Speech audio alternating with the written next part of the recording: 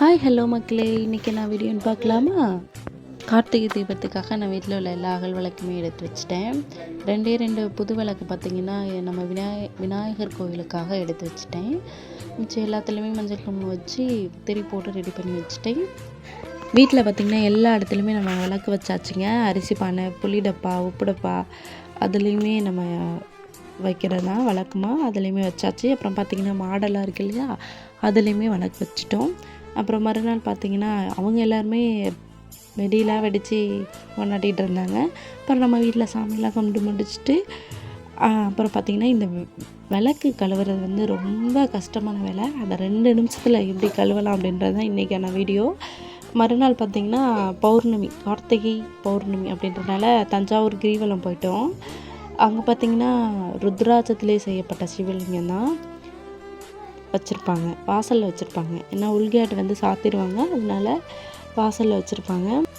விளக்கை வந்து 2 நிமிஷத்தில் வாஷ் பண்ணிட்டு காமிக்கிறேன், எப்படி இருக்குன்னு பாருங்கள். இது நம்ம யூஸ் பண்ண விளக்கு, நம்ம டிப்ஸ் சொன்னோம் இல்லையா, அதான் இது. இந்த மாதிரி செஞ்சிங்க அப்படின்னா ஒரு ஆயில் பிசுப்பு கூட இல்லாமல் சுத்தமாக வந்துடும். நம்ம யூஸ் பண்ண இது இருக்கு இல்லையா, அதை திரிய தனியாக எடுத்துகிட்டு எண்ணெயெல்லாம் வடிச்சிட்டு ஃபுல்லாக எடுத்து வச்சாச்சு. ஒரு பாத்திரத்தில் தண்ணி விட்டு இந்த அகல் விளக்கு எல்லாம் போட்டுக்கோங்க. தாராளமாக கொதிக்கிற அளவு உள்ள பாத்திரமாக எடுத்துக்கோங்க. என்ன பிசுப்புலாம் போயிடுமா அப்படின்னு கேட்டிங்கன்னா கண்டிப்பாக போயிடும். உங்களுக்கு வந்து ஸ்டெயினே இருக்காது. அந்த அளவுக்கு தான் இந்த டிப்ஸ் வந்து சூப்பராக இருக்கும். நீங்கள் ஃபாலோ ட்ரை பண்ணி பார்த்துட்டு எப்படி இருக்குன்னு சொல்லுங்கள். ஒரு பாத்திரத்தில் தண்ணி வச்சு அதில் அகலெல்லாம் போட்டுட்டோம். இதை வந்து ஸ்டவ் ஆன் பண்ணி நல்லா கொதிக்க விடுங்க. நல்லா கொதிக்கிறப்பே பாருங்கள், அதில் உள்ள ஆயில் எல்லாமே தனியாக வந்துடுச்சு இல்லையா. இதில் உள்ள ஆயில் பிசுப்பு இதெல்லாமே போயிடும். நான் வந்து அகல் விளக்கு நிறைய 30 அகல் விளக்கு கிட்ட யூஸ் பண்ணியிருந்தேன். அதனால் பார்த்திங்கன்னா நான் 2 கில்லிங் ப்ளஸ் சாம்பு எடுத்திருக்கேன். உங்களுக்கு அகல் விளக்கு எவ்வளோ இருக்கோ அதுக்கு தகுந்த மாதிரி எடுத்துக்கோங்க. இது கில்லிங் ப்ளஸ்ஸு, வேறு எந்த சாம்பு வேணாலும் சேர்த்துக்கலாம். இதுக்கு பெய்டு ப்ரொமோஷன்லாம் எதுவும் கிடையாது. நான் 2 சாம்பு எடுத்து போட்டு விட்டுட்டேன். நல்லா கொதிக்கிறப்பயே போட்டு விட்டுட்டேன். நல்ல நுரை நல்லா வந்ததுக்கப்புறம் பார்த்திங்கன்னா நான் வந்து கொதிக்கிறப்ப எடுத்து காமிக்கிறேன். அப்போயே உங்களுக்கு தெரியும் அந்த அகல் வந்து எவ்வளோ நீட்டாக க்ளீன் ஆகி வந்துடுச்சு அப்படின்றத நீங்கள் பாருங்கள். நல்லா போட்டு விட்டு நல்லா கொதிக்குங்க. கொதிக்கிறப்பே பாருங்கள், அதில் உள்ள எக்ஸ்ட்ரா உள்ள அழுக்கு எல்லாமே வந்துடும். இப்போ நான் எடுத்து காமிக்கிறேன் பாருங்கள். ஒரு அகல் விளக்கை அதில் பாருங்கள், தண்ணியை வடிச்சிட்டு காமிக்கிறேன்.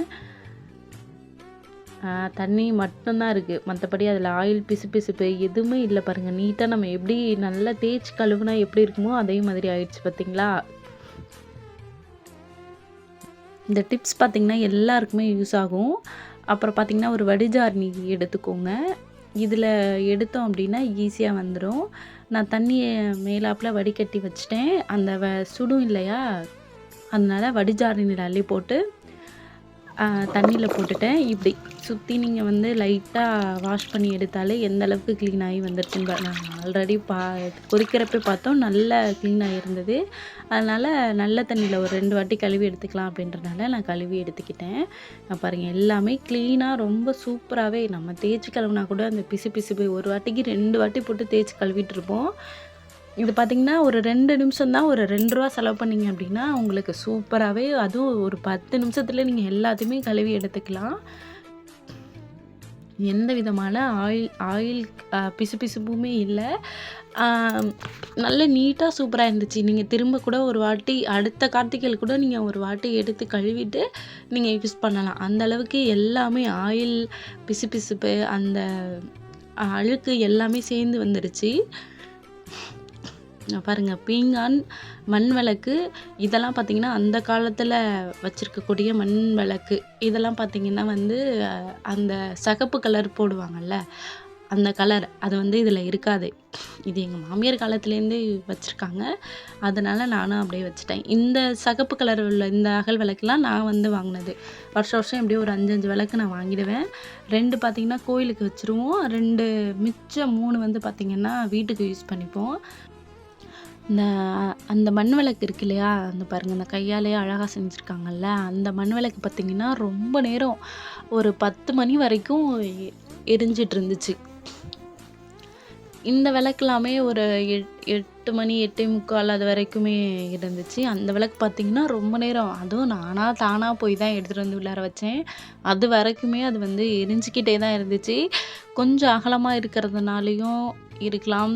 இல்லன்னா அதோட சைஸ் கொஞ்சம் பெருசு அப்படின்றனால கூட இருக்கலாம். இல்லன்னா அதோட தன்மை கூட அப்படி இருக்கலான்னு எனக்கு தோணுது. அது என்னன்னு ஆனா தெரியல. ஆனா ரொம்ப நேரம் அந்த பழங்காலத்து விளக்கு வந்து ரொம்ப நேரம் இருந்துச்சு. பார்த்தீங்கன்னா, அதுவுமே வந்து சூப்பராவே கிளீன் பண்ணி எடுத்தாச்சு. ரொம்ப சூப்பராவே கிளீன் ஆகுது பார்த்தீங்களா? அந்த கருப்பு கலர் இருக்கு இல்லையா? அது மட்டும் தான் போகல. மத்தபடி உள்ளார ரொம்ப சூப்பராவே கிளீன் ஆயிடுச்சு. நான் அதுவுமே வந்து பார்த்தீங்கன்னா, அந்த பீங்கான்ல வந்து தேய்ச்சு பார்த்தேன். பீங்கான்ல வந்து போயிடுச்சு. ரொம்ப போலன்னு இல்ல, லைட்டா தான் இருந்தது. மத்தபடி டார்க்கா உள்ளது எல்லாமே போயிடுச்சு.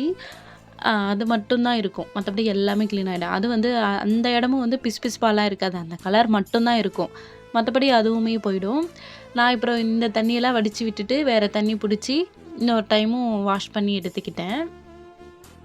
திரும்ப வாஷ் பண்ணி எடுத்து, தாம்பலத்துல எடுத்து அடுக்கி வச்சுக்கிட்டேன். பாருங்க, வாஷ் பண்ணதுக்கப்புறம் எவ்வளோ நீட்டா கிளீனா இருக்குன்னு பாருங்க.